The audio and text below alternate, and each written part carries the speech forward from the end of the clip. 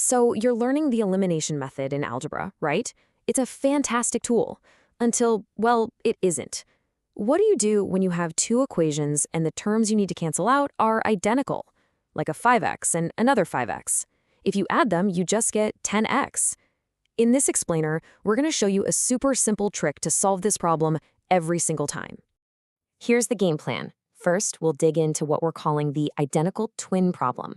Then I'll teach you the flip and add trick. It's a game changer. After that, we'll walk through a few examples step by step. I'll point out the common mistakes so you don't make them, and we'll wrap up by seeing how this exact skill is used out in the real world. All right, let's start with the challenge itself. You're using elimination, everything's going great, and then you hit a wall. That's what we call the identical twin problem. Remember, the whole point of elimination is to make a variable just disappear. So if you've got a positive 2x in one equation and another positive 2x in the second one, what happens when you add them? Exactly. You just end up with 4x. You haven't gotten rid of anything. You've actually just made the term stronger. That doesn't get us any closer to solving the puzzle. What we really need is a way to turn one of those twins into its evil opposite. And that's where our secret weapon comes in. See, a lot of people try to subtract the entire equation in their head, and that's where tiny mistakes happen. We're going to use a much safer, much more reliable method. I call it the flip and add trick. The idea here is just brilliant in its simplicity. You just pick one of the equations, doesn't matter which one, and you multiply every single thing in it by -1. This flips all the signs. Positives become negatives, and negatives become positives. Then you just add the two equations together like you normally would. So yeah, it's just 2 steps. Step 1, flip. Step 2, add. This simple move turns a tricky subtraction problem into a straightforward addition problem, which is always easier to do without making a mistake. Okay, enough talk. Theory is one thing, but let's actually see this thing in action. We're going to walk through a couple of examples so you can really get the hang of it. Okay, here's our first system. And you can see it right away. We've got those identical 5x terms. If we just add them, we get 10x, which is no help at all. So it's time for a new trick. Okay, step 1. We're going to take that entire bottom equation and multiply everything by -1.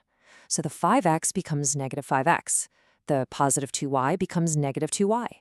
And the positive 17 becomes -17. Now we add. The 5x and -5x, bam, gone. They cancel out perfectly. Then 3y plus -2y just leaves us with y. And 22 plus -17 gives us 5. And just like that, we've got half our answer. Y equals 5. Now for the easy part, we take that y equals 5 that we just found and plug it back into either of the original equations. Let's just use the top one. We get 5x plus 3 times 5 equals 22. That's just 5x plus 15 equals 22. Subtract 15 from both sides, and we've got 5x equals 7. And to finish it off, we just divide both sides by 5 to get x by itself. That gives us 7 divided by 5, which is 1.4. So there it is, our final solution. The point where these two lines would cross on a graph is 1.45. Ready for another one? This one's got some negative signs thrown in, which is where things can get a little tricky. But we see those identical 3 terms, so we know the plan. We're going to flip all the signs in one of those equations. Let's just pick the bottom one again. Okay, I want you to pay close attention right here, because this is the most crucial part of the whole process. When we multiply that bottom equation by -1, the -2y flips and becomes a positive 2y. Forgetting to flip a negative into a positive is probably the #1 most common mistake. Don't let it happen to you. All right, with the signs flipped correctly, let's add down the columns. The 3x and -3x cancel out, just like we want it. Next column, we have -4y plus the new positive 2y, which gives us -2y. And on the other side of the equal sign, 10 plus -6 is 4. So if -2y equals 4, a quick division tells us that y must be -2. We plug that back in, solve for x, and we get our final solution, 2/3 -2. And hey, speaking of mistakes, let's just take a second to call out the biggest, most common traps that people fall into, so you can just sidestep them completely. This is it. This is the big one. It's what I call partial flipping.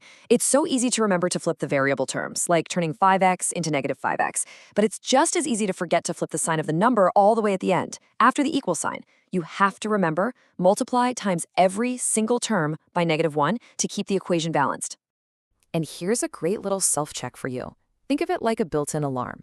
If you do the addition step and the variable you were trying to eliminate is still hanging around, just stop.